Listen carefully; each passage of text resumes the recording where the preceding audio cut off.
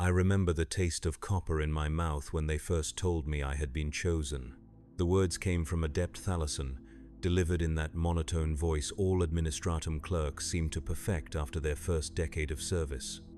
Citizen Kalen Voss, designation 77 Alpha 992, you have been selected for the Emperor's sacred service. He did not look up from his data slate when he spoke. His augmetic eye whirred softly as it processed the information scrolling across the screen. The sound reminded me of the grinding wheels in the manufactorum where I had worked for the past 15 years. I stood there in the grey processing chamber, bare feet cold against the metal floor, and tried to understand what those words meant. Sacred service. I had heard whispers, of course. Every citizen of Terra knows there are those who disappear into the depths of the Imperial Palace, never to return. We tell ourselves they are blessed. We tell ourselves they serve a purpose greater than any of us can comprehend. We tell ourselves many things to sleep at night. The copper taste grew stronger. I realized I had bitten my tongue. There must be some mistake, I said, though my voice sounded small in the echoing chamber. I am just a factory worker. I maintain the grinding wheels for wheat processing in Sector Gamma 7. I have no special skills, no training, there is no mistake. Adept Thalasson finally looked up. His human eye was brown, tired, surrounded by the pale skin of someone who had not seen natural light in decades. The selection process is thorough. Your genetic markers, your psychic resonance levels, your psychological profile, all have been reviewed and approved. You will report to Sanctum Level Omega-33 at the 19th hour for preparation. The chamber felt smaller suddenly. The walls, painted that institutional beige that exists nowhere in nature, seemed to press inward. The fluorescent lumens hummed overhead with a frequency that made my teeth ache. I became aware of my breathing, how shallow it had become, how the recycled air tasted of metal and disinfectant. What exactly is sacred service? I asked. For the first time, something almost resembling emotion flickered across the adept's face. It might have been pity. It might have been envy. You will sustain the light that guides humanity through the darkness, he said. There is no greater honor. He returned to his data slate, and I understood the conversation was over. The journey from the processing chamber to my HAB unit took 47 minutes through the transport tubes. 47 minutes during which I stared at my reflection in the scratched plasteel windows and tried to reconcile the face looking back at me with the words I had just heard. Chosen, selected, sacred service. The terms felt foreign, like a language I had once known but forgotten. My reflection was unremarkable. 34 years old, brown hair that had started thinning at the crown, grey eyes that held no particular wisdom or strength. A thin scar across my left cheek from a grinding wheel accident 3 years prior, hands calloused from decades of manual labor, fingernails permanently stained with machine oil despite my best efforts to clean them. An ordinary man leading an ordinary life in service to the Imperium. Or so I had thought. The HAB unit was as I had left it that morning, a single room, 8 meters by 6, containing a cot, a small desk, a food preparation unit, and a lavatory alcove. The walls were the same institutional beige as the processing chamber. On the desk sat a single picked frame containing an image of my parents, both long dead, taken on the day they had been wed 47 years ago. They smiled at the camera with the genuine happiness of people who believed the future held promise. I sat on the edge of the cot and stared at their faces. What would they think of their son's sacred service? Would they be proud, terrified? I realized I did not know what to think myself. The remaining hours passed strangely. I tried to eat but found no appetite. The corpse starch ration, flavored to approximate some long-extinct meat, turned to ash in my mouth. I tried to read from the small collection of approved texts I kept in my desk drawer, but the words swam before my eyes without meaning. The Primer Imperialis, which I had read hundreds of times, might as well have been written in an alien tongue. I tried to sleep but found myself staring at the ceiling panels, counting the small imperfections in the metal plating. 63 dents, 12 rust spots, one panel slightly misaligned with its neighbors. When the chime sounded for the 19th hour, I was ready. The transport system that carried me to Sanctum Level Omega-33 was unlike anything I had experienced in my years on Terra.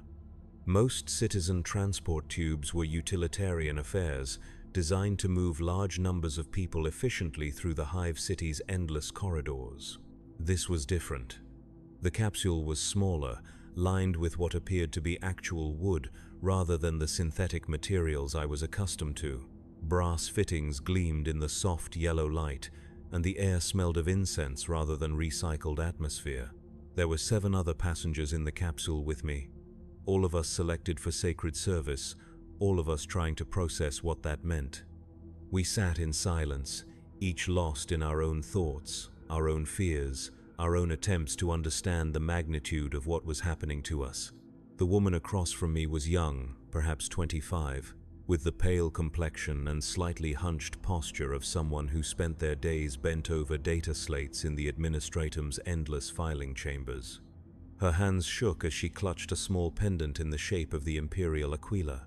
When she noticed me watching, she offered a weak smile that did not reach her eyes. "Mira Kane," she said softly. "Data analyst, 3rd class, sector Beta 9. Kalen Voss?" I replied. "Maintenance technician, Gamma 7. The elderly man beside her looked up from his own contemplation. His hands bore the distinctive burn scars of someone who had worked with Promethium for decades. "Marcus Thorne," he said in a voice roughened by years of breathing industrial fumes. "Fuel processor. Been in the deep works for 38 years. Figured I'd die down there among the pipes and burners. Never expected this." One by one, the others introduced themselves. Helena Vex, a young woman barely 18 who had been working in the textile manufactorum since childhood. Dmitri Vasquez, a middle-aged man whose augmetic arm marked him as a former tech servitor operator.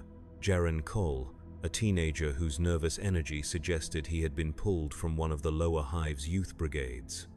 Senna Thale, an older woman whose lined face spoke of years in the agridomes, coaxing life from Terra's poisoned soil. Ordinary people, workers, the backbone of the Imperium's vast industrial machine. None of us heroes, none of us particularly special. Just citizens who had somehow drawn the attention of the selection algorithms that governed such things. "Do any of you know what sacred service actually entails?" asked Dmitri, his augmetic fingers tapping nervously against his thigh. No one answered immediately. Finally, Marcus spoke up. "My grandfather used to tell stories," he said, "back when he was young, before the purges of Gehenna. He claimed to know someone who had worked in the deep levels of the palace. Said there were places down there where they fed souls to machines, where they turned people into batteries for things too terrible to name." "That's just superstition," Mira said, though her voice lacked conviction. "The Emperor protects. Whatever we're called to do, it serves a purpose." "All service serves a purpose," Helena replied quietly. "That doesn't mean we survive it." The transport capsule began to descend more rapidly. Through the small windows, I could see the architecture changing as we went deeper. The utilitarian corridors of the upper hive gave way to more elaborate construction. Stone replaced metal. Gothic arches soared overhead, carved with symbols that seemed to writhe when viewed directly. The air grew thicker, heavy with incense and the ozone smell of high-energy machinery.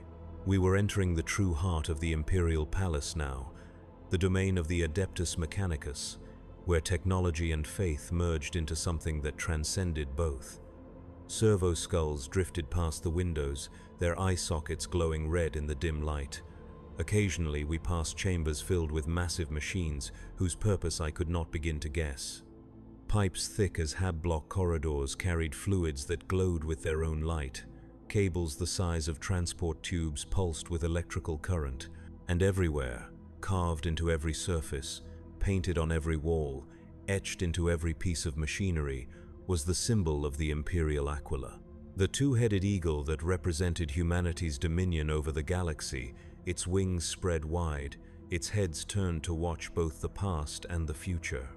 But down here, in the depths, the symbol seemed different somehow, more predatory, as if the eagle was not protecting humanity so much as preparing to devour it. The descent continued for what felt like hours, past foundries that glowed with the heat of artificial suns, past libraries where servo-scribes recorded information on scrolls of human skin, past chambers filled with vat-grown creatures that I tried not to look at too closely. The deeper we went, the more oppressive the atmosphere became. The weight of 10 millennia of accumulated faith and technology pressed down on us like a physical thing. Finally, the transport came to rest with a soft pneumatic hiss. Beyond the doors lay a corridor that stretched away into shadows, lined with statues of saints I did not recognize. Their faces were twisted in expressions of ecstasy and agony, their hands reaching towards something unseen. Lumens flickered in alcoves, casting dancing shadows that made the statues appear to move. "Citizens," came a voice from outside the transport. "You will disembark. You will follow. You will not speak unless spoken to." The voice belonged to a figure in red robes, a tech adept of the Mechanicus whose face was hidden behind a brass mask shaped like a human skull. His movements were precise, mechanical, as he gestured for us to exit the transport. Other robed figures waited behind him, silent and still as the statues that lined the corridor. We followed them through passages that seemed to stretch forever. The air grew thicker with each step, heavy with the smell of sanctity and electricity. The sounds of the palace pressed in around us. The distant hum of massive generators, the chanting of tech priests performing their rituals, the whisper of servo skulls passing overhead. And underneath it all, so low it was felt rather than heard, a deep thrumming that seemed to come from the very foundations of the structure, the heartbeat of something vast and terrible. We passed through checkpoints guarded by Skitarii rangers, their augmetic limbs clicking and whirring as they scanned us with devices I did not recognize.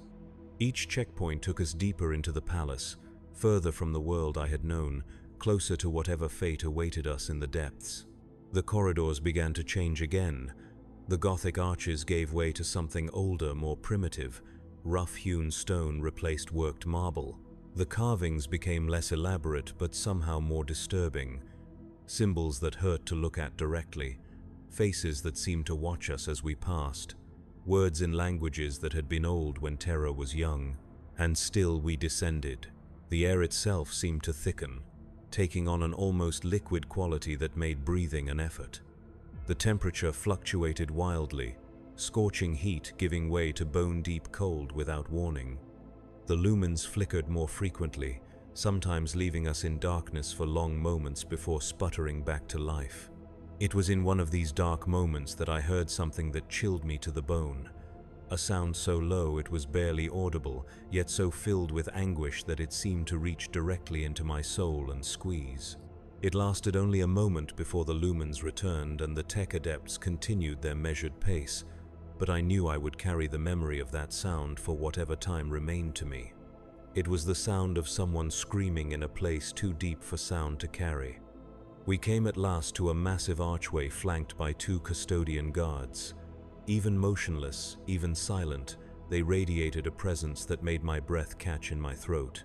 These were not ordinary soldiers. They were something beyond human, crafted by the Emperor's own hand to be perfection made manifest. Their golden armor gleamed despite the dim light, and their guardian spears hummed with barely contained energy. They did not acknowledge our presence. They did not need to. Their very existence was acknowledgement enough that we had reached a place of supreme importance. Beyond the archway lay a circular chamber with a domed ceiling that disappeared into shadows above. The walls were lined with alcoves, each containing a smaller version of what dominated the center of the room. Thrones, dozens of them, arranged in concentric circles around a raised dais. And on that dais stood something that made my mind recoil in instinctive terror. A throne larger than the others, more elaborate, more terrible. It was carved from some black substance that seemed to absorb light rather than reflect it.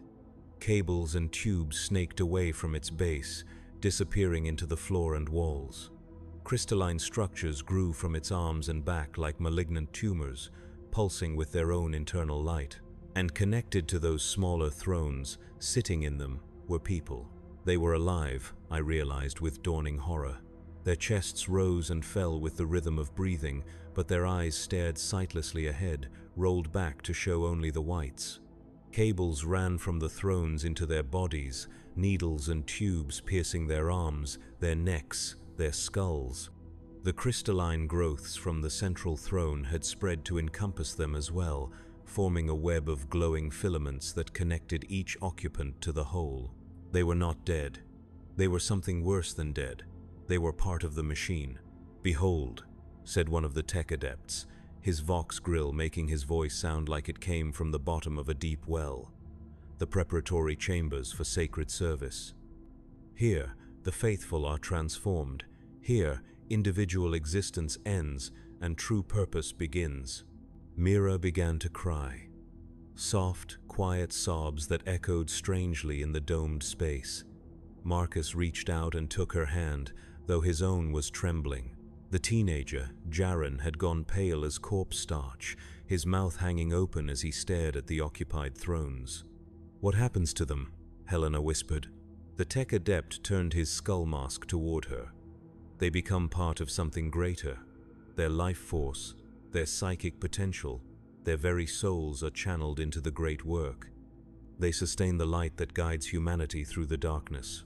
"The Astronomicon," I breathed, understanding flooding through me like ice water. "Indeed.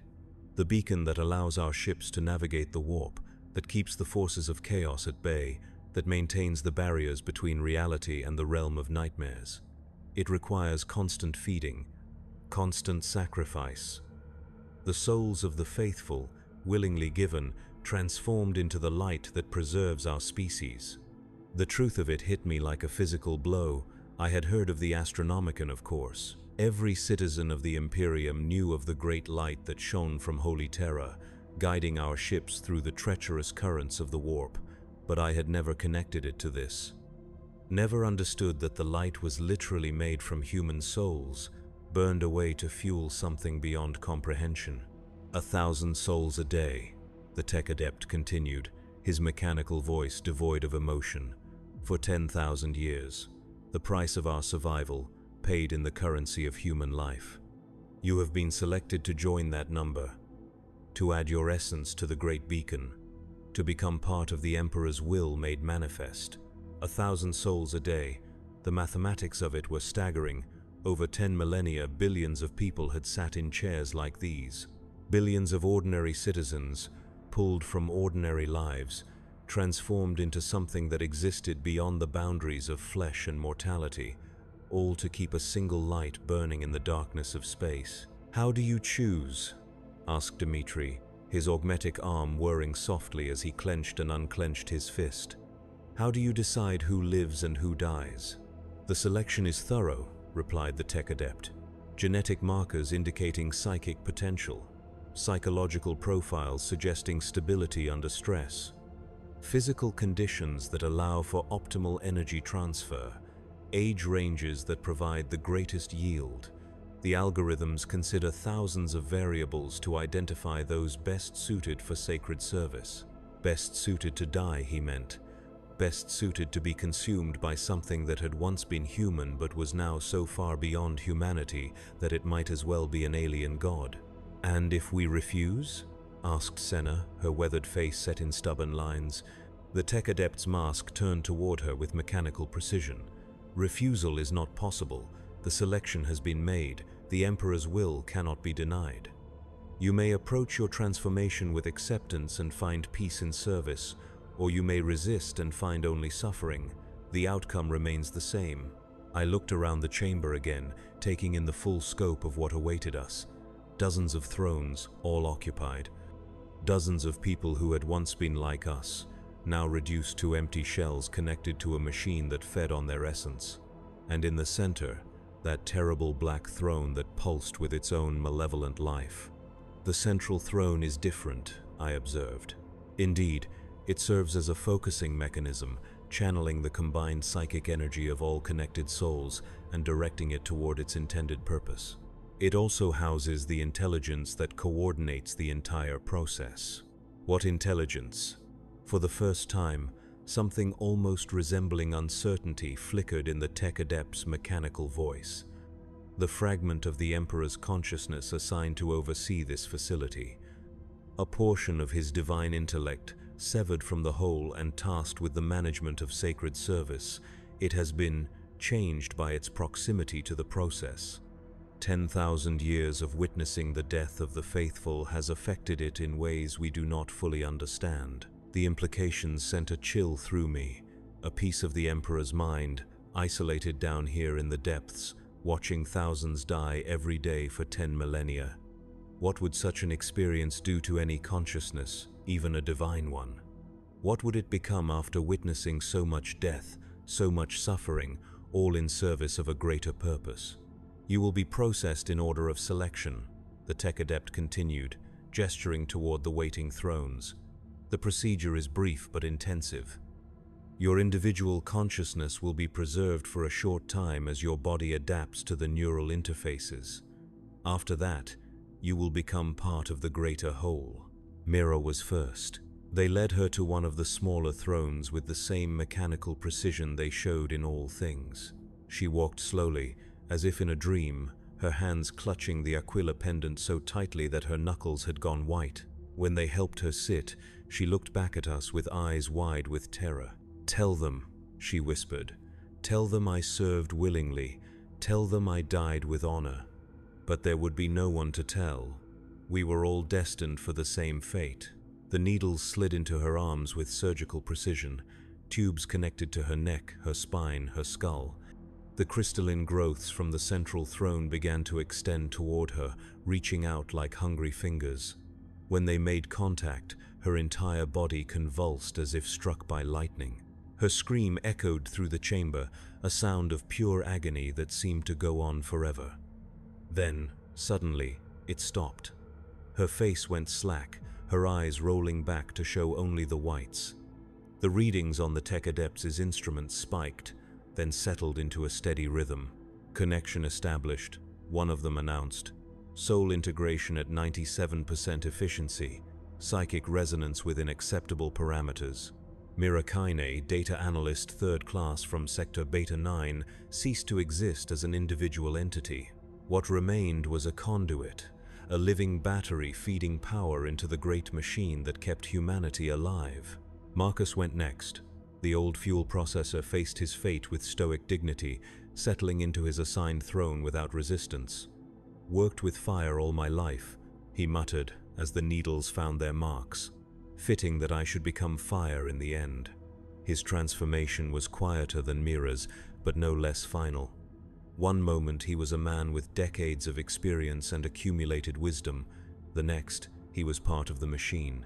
Helena followed, then Dmitri, then the boy Jaren, who wept silently as the crystalline filaments invaded his nervous system.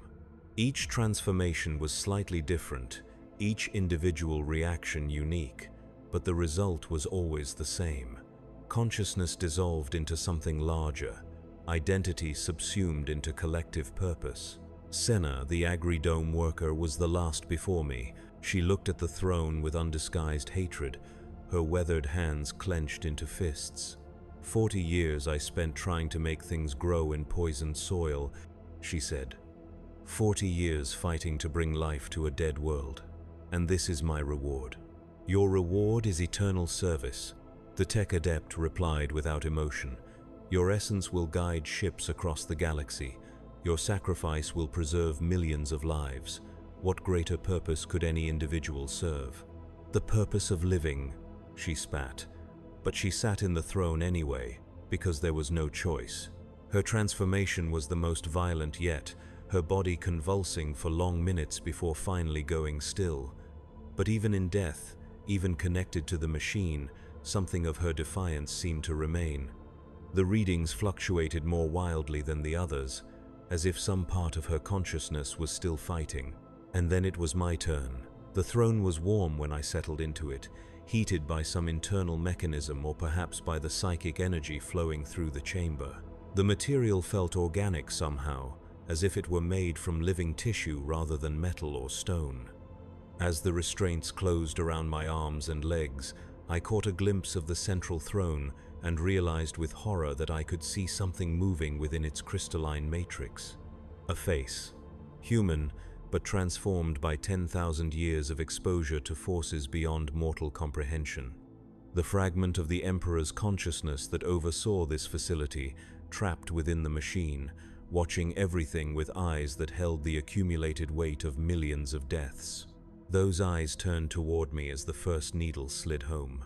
The pain was indescribable. Not physical pain, though that was certainly present, but something deeper. The pain of having your very essence torn apart and examined, categorized, prepared for consumption. I felt my memories being sifted through by an intelligence vast and alien and utterly indifferent to my suffering. My first day at the Manufactorum, the pride I had felt when I successfully repaired a particularly complex grinding mechanism.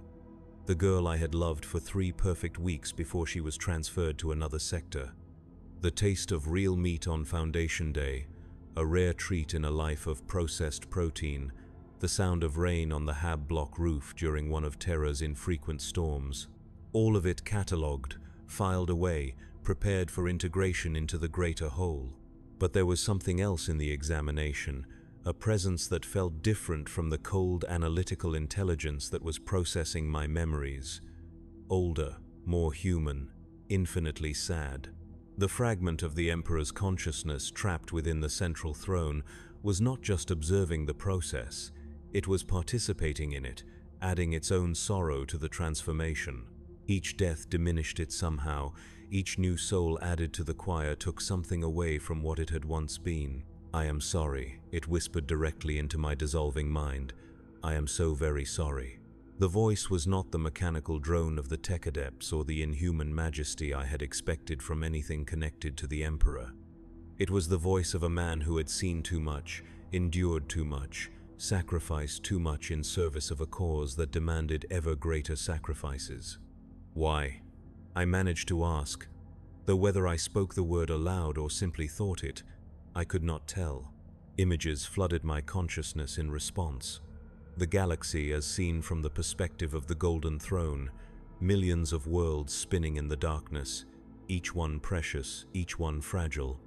Ships moving through the warp guided by the light of the Astronomicon, colonies being founded on distant worlds, children being born under alien suns, humanity spreading across the stars carrying the spark of consciousness to every corner of the galaxy, and pressing in from all sides, the enemies that sought to extinguish that spark. Chaos fleets massing in the Eye of Terror, Tyranid hive ships approaching from the dark between galaxies, Orc warbands gathering momentum as they swept across entire sectors, ancient Necron tomb worlds awakening after millions of years of slumber. The choice was not between good and evil, between freedom and oppression, between hope and despair. The choice was between survival and extinction, between the continuation of human consciousness and its complete obliteration. "The price is too high," I protested, even as I felt my individual identity beginning to fray at the edges. "Yes," agreed the voice in my head, "it is. But the alternative is worse. More images. A galaxy without the Astronomicon, ships lost in the warp, their crews driven mad by exposure to raw chaos. Worlds cut off from each other, falling one by one to enemies they could not defeat alone. The great civilization of humanity crumbling into isolated fragments, each one prey to forces that had waited millennia for this moment of weakness. And worse. Visions of what would happen to human souls after the fall, not death, which would be a mercy, but eternal torment in dimensions where the very concept of suffering had been refined to an art form. Consciousness preserved in agony, experiences stretched across eons of pain, the human spirit broken and remade into something that existed only to suffer. "This is the choice we face," the voice continued, heavy with the weight of 10,000 years of accumulated guilt. "Sacrifice the few to preserve the many, or lose everything to forces that know no mercy, no compassion, no limits to their cruelty. I have made that choice 10 million times. I will make it 10 million more." I understood then. The Emperor's fragment trapped within the machine was not some cold, calculating intelligence sorting through human lives like data points. It was the embodiment of an impossible burden, the consciousness that had to choose who lived and who died every single day. It felt every death, knew every name, remembered every face. And it endured because someone had to make those choices, and no one else was capable of bearing the weight. "Will it ever end?" I asked as my sense of self continued to dissolve. The pause before the answer told me everything I needed to know. "I don't know," it admitted. "I hope so. I pray for it every moment of every day. But hope is not enough. Prayer is not enough. Only sacrifice is enough." My individual consciousness was almost gone now, absorbed into the greater choir of souls that powered the Astronomicon. But in those final moments I felt something unexpected. Not the cold emptiness I had feared, but warmth, connection, purpose. I was becoming part of something larger than myself, something that mattered in ways I had never imagined possible. The fear faded, the pain faded. What remained was a sense of belonging that I had never experienced in life. I could feel the other souls in the choir, all of us connected by threads of psychic energy that pulsed with our combined will. Mira was there, her analytical mind helping to coordinate the flow of information. Marcus, his steady presence providing stability to the entire network. Helena, Dmitri, Jaron, Senna, all of them contributing their unique essence to the greater whole.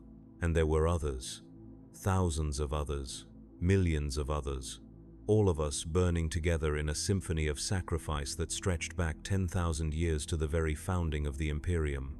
Farmers and soldiers, scholars and laborers, children and elders, all united in service to something greater than any individual life.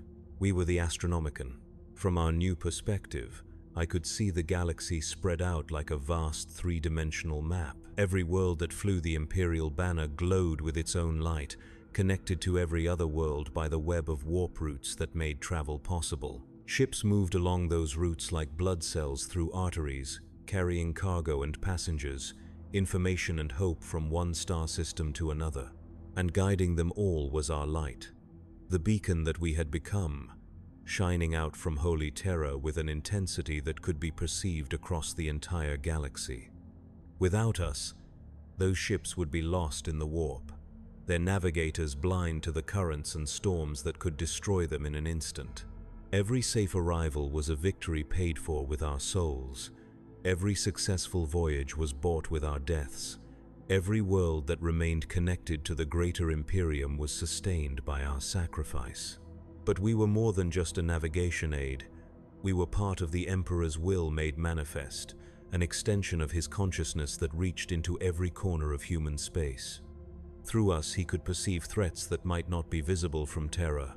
Through us, he could intervene in crises that might otherwise destroy entire worlds. I felt his attention touch our collective consciousness, vast and terrible and utterly alien. 10,000 years of existence beyond the boundaries of mortality had changed him into something that could barely be called human anymore. His thoughts moved on scales of time and space that mortal minds could not comprehend. His concerns encompassed not just humanity but the fundamental structure of reality itself. Yet there was still something recognizably human at his core. A fragment of the man he had once been, preserved like an insect in amber within the divine consciousness. That fragment mourned every soul that fed the Astronomicon. It remembered what it was like to be mortal, to have hopes and dreams and fears that mattered on a personal level.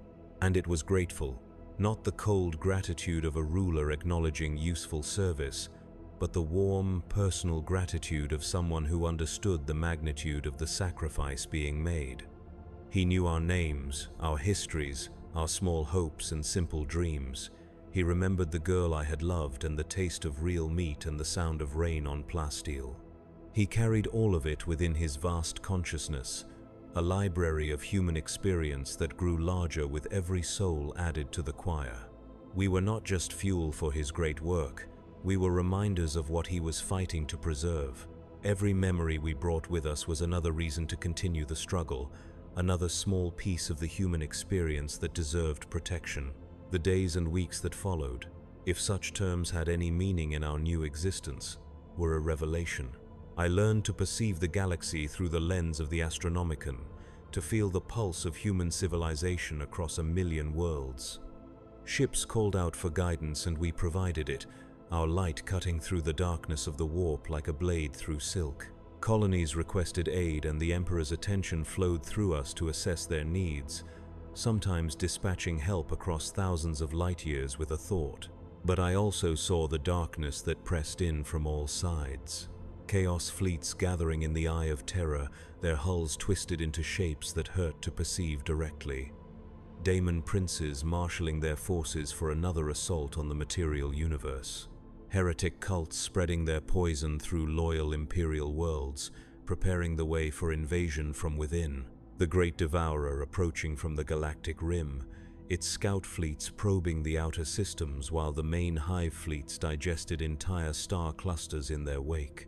Splinter fleets that had broken off from the main swarms, each one capable of consuming entire sectors before they could be stopped. Orc empires consolidating their gains, their war bosses growing more cunning with each victory.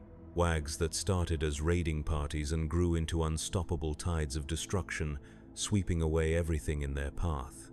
Ancient Necron tomb worlds awakening after eons of slumber, their occupants emerging to reclaim a galaxy they considered theirs by right of prior ownership. Technologies that made human science look like a child playing with sticks, wielded by consciousnesses that had survived the death of their own gods. And worse things that existed in the spaces between dimensions, pressing against the barriers that kept them at bay. Things that fed on reality itself, growing stronger with every breach in the walls between worlds. Things that whispered promises of power to those foolish enough to listen, always demanding just a little more, just one more compromise, until their victims were completely consumed. The Emperor saw all of it, every threat, every crisis, every small victory and crushing defeat. His consciousness stretched across the galaxy like a web, touching every world that bore his name, every ship that flew under his banner, every soul that knelt in prayer before his image. And somehow, impossibly, he held it all together. Not through force alone, though his power was beyond mortal comprehension. Not through fear, though his enemies had good reason to dread his attention. He held it together through will.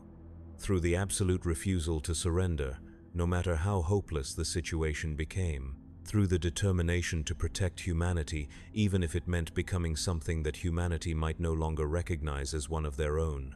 The irony was not lost on him. I could feel his awareness of it in the moments between crises, in the brief pauses when his attention was not focused on some distant emergency.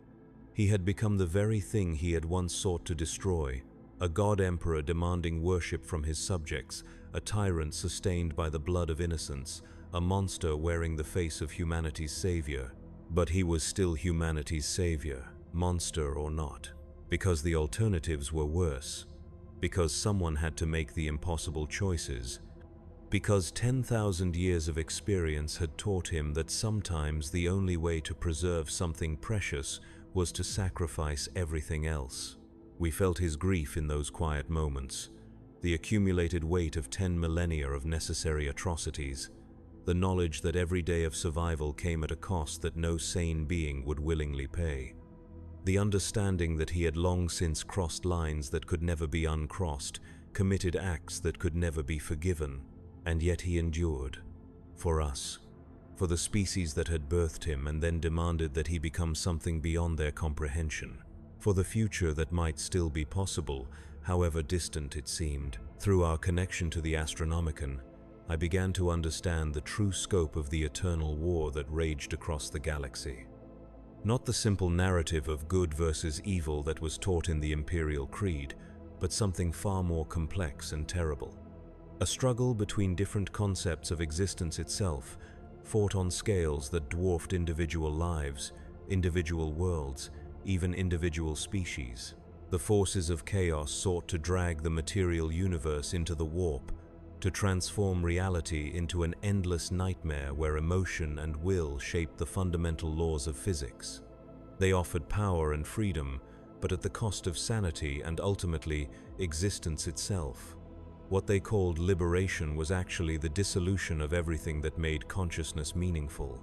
The Tyranids represented a different kind of extinction, not the chaotic dissolution of reality, but its complete consumption. They would devour every world, every life form, every scrap of organic matter, leaving behind only empty husks drifting in the void. There would be no suffering in their vision of the future because there would be nothing left to suffer. The Necrons sought to impose their own order on the galaxy, an order based on the supremacy of the mechanical over the organic, of death over life, of stasis over change. They had already achieved their own version of immortality by abandoning flesh for living metal, and they viewed biological life as an aberration to be corrected. Each enemy offered its own form of finality. Each represented a different way for human consciousness to end forever. Against them all stood the Imperium, flawed and brutal and monstrously oppressive, but still the last bastion of human existence.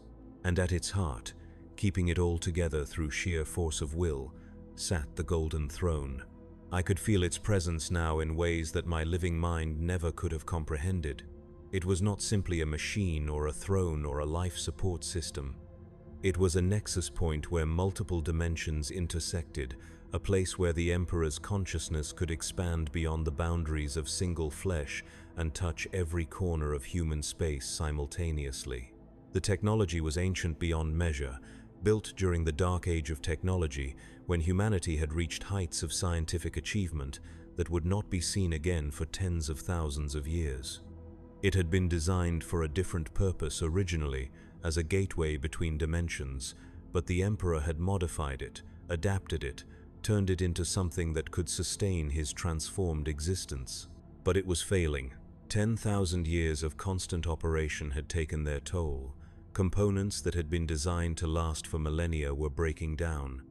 Systems that had once operated with perfect efficiency were developing flaws, inconsistencies, failures that required ever more psychic energy to overcome. The 1,000 souls sacrificed daily had once been a manageable drain on the Emperor's power. Now they barely sustained him from one day to the next. Soon, even that would not be enough. Through the collective consciousness of the Astronomicon, I could perceive the calculations running constantly in the depths of his divine intelligence. Statistical models predicting the rate of decay, probability matrices exploring potential solutions, contingency plans for scenarios too terrible to contemplate. The conclusion was always the same: the Golden Throne would fail within the next few centuries. When it did, the Emperor would die, the Astronomicon would go dark, and humanity would be left alone in a galaxy full of enemies who had been waiting 10,000 years for exactly this moment. Unless something changed, I felt his attention turn toward a particular region of space, far from Terra, where something unprecedented was happening, a human world where the impossible had occurred, where someone had found a way to create new technology that actually worked, that enhanced human capabilities instead of simply maintaining what already existed. For the first time in 10 millennia, humanity was innovating again. The implications sent ripples through the choir of souls that made up the Astronomicon. If this development could be protected, nurtured, allowed to spread, it might represent hope for the future. A way forward that did not depend on the slow decay of ancient systems or the daily sacrifice of innocence. But it would have to be protected. The forces of chaos had noticed the innovation as well, and they were moving to corrupt it, to turn humanity's new hope into another weapon in their arsenal. Orc fleets were converging on the sector, drawn by the promise of new technology to loot and destroy. Tyranid scout ships probed the outer systems, tasting the genetic diversity that new human colonies represented. The Emperor's will focused like a laser beam on that distant region of space. Power flowed through us, through the Astronomicon, across thousands of light years to manifest as miracle and intervention. Space Marine chapters received visions directing them toward the threatened worlds. Imperial Guard regiments found themselves reinforced by troops who should have been deployed elsewhere. Tech priests discovered ancient STC fragments that had been lost for millennia, giving them the tools they needed to understand and protect the new innovations. The effort was enormous. I felt the strain ripple through every soul in the choir as the Emperor drew on our essence to fuel his intervention. Some of us simply burned out, our consciousness dissolved completely as our psychic energy was consumed. Others held on, but were diminished, reduced to shadows of what we had been. And still it was not enough. The innovations were spreading but slowly. The defenses were holding but barely. The enemy forces were too numerous, too determined, too well coordinated to be stopped by conventional means. Something more was needed. Something that had not been tried in 10,000 years of warfare. I felt the Emperor's consciousness turn inward, focusing on the deepest levels of the Golden Throne, on systems that had not been activated since the Horus Heresy. Ancient protocols that had been designed for the most desperate of circumstances. Powers that he had sworn never to use again because the cost was too terrible to contemplate. But the alternative was worse. The transformation began slowly, so subtly that at first I thought it was simply another fluctuation in the psychic energy flowing through the throne. But gradually, I became aware that something fundamental was changing. The barriers between dimensions were becoming more permeable. The distinction between the material universe and the warp was beginning to blur. Not the chaotic dissolution that the forces of chaos sought to impose, but something controlled, directed, purposeful. The Emperor was transforming the space around Terra into something new, a realm where his will could manifest directly without the need for intermediary systems or psychic conduits. It was glorious. It was terrifying. It was the birth of something that had never existed before in the history of the galaxy. A god ascending to true divinity. The process sent shockwaves through every soul connected to the Astronomicon. We felt ourselves being drawn into the transformation, our individual consciousness becoming part of something vast and sublime and utterly beyond human comprehension. This was not the gradual dissolution we had experienced when first connected to the throne. This was apotheosis, but it came at a price.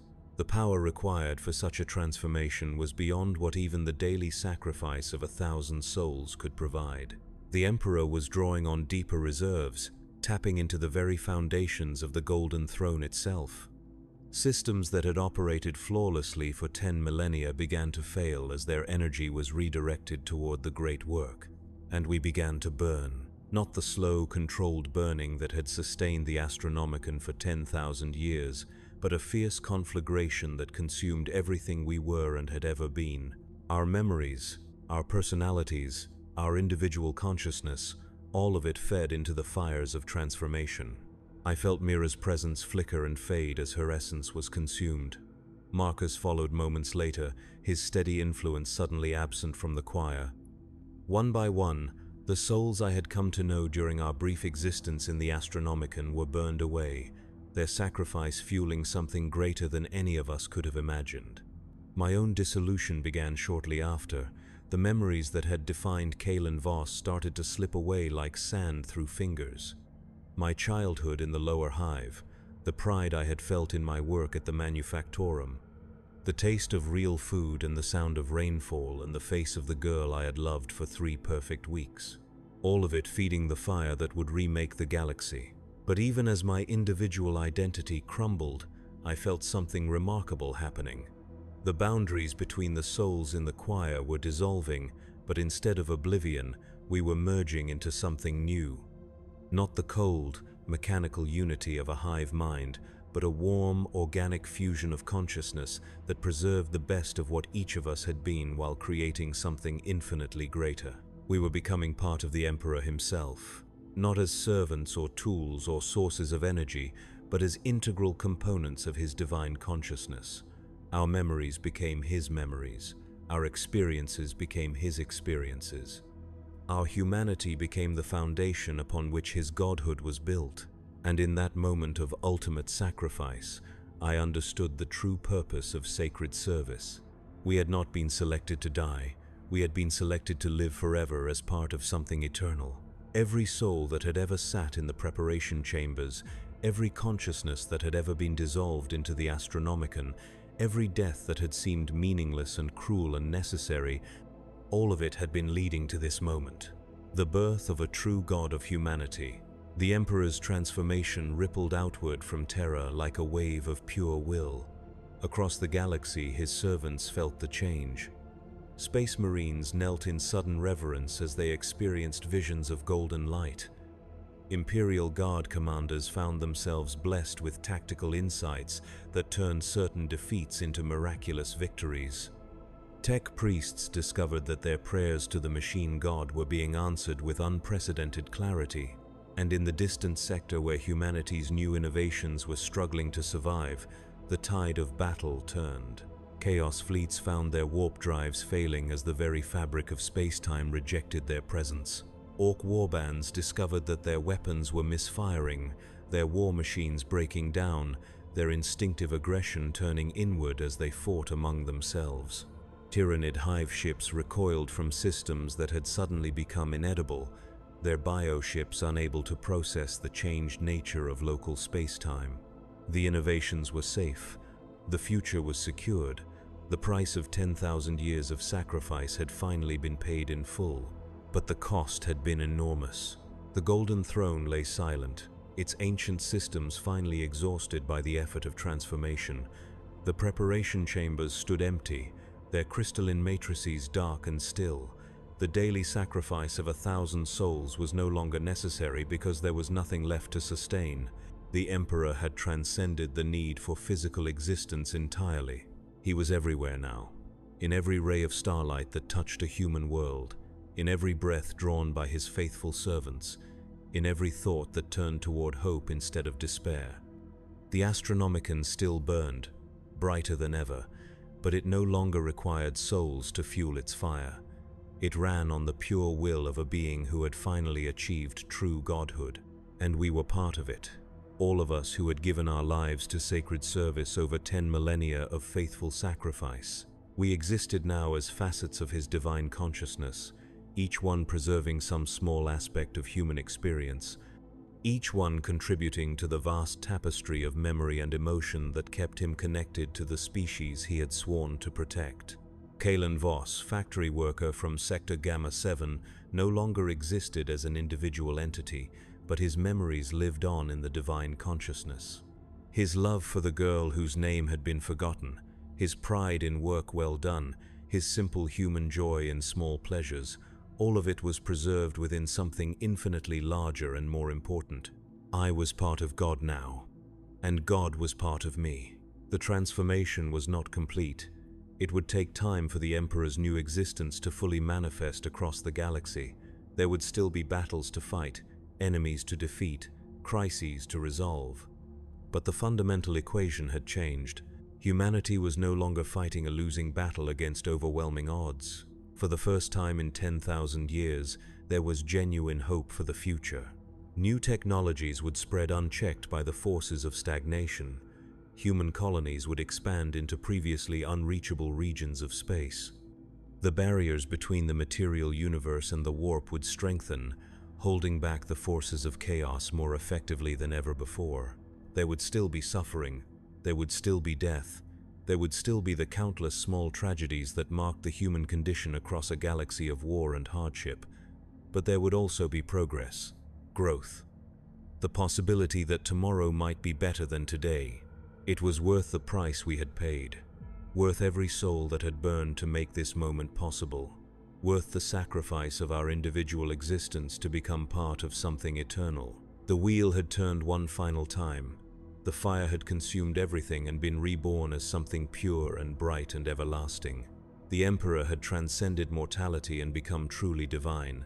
And we, the faithful who had given everything to make his transformation possible, lived on in his infinite consciousness. Our sacrifice transformed into the foundation of a new age for humanity. The song continued, but it was no longer a dirge. It had become something else entirely, a hymn of victory, a celebration of sacrifice vindicated, a promise that the light which had guided humanity through its darkest hours would never be extinguished again. In the depths of space, ships found their destinations more easily than ever before. On distant worlds, colonists looked up at alien skies and saw the Astronomicon burning with renewed strength. In the hearts of the faithful, prayers were answered with a clarity that had not been felt since the Emperor had walked among mortals. The long night was ending, the dawn was finally breaking, And in the golden light of a new age, the souls of the sacrificed sang their eternal song of service and redemption, their individual voices lost in the greater chorus, but their essence preserved forever in the consciousness of the God they had helped to create. Sacred service had fulfilled its purpose. The price had been paid. The future was secure. And in that security, in that hope, in that promise of better days to come, every death was justified, every sacrifice was vindicated, every moment of suffering was transformed into something beautiful and meaningful and eternal. The Emperor protects, and we, his faithful servants, had become the instrument of that protection, forever and always, without end.